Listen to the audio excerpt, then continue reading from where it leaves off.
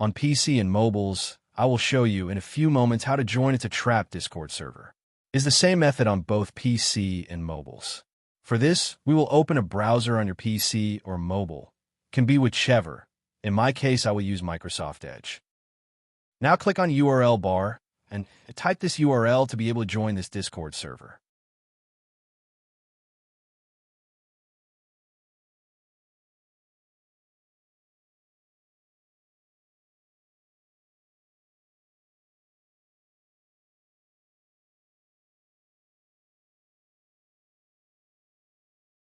Doing this will automatically start your Discord application if you have it installed.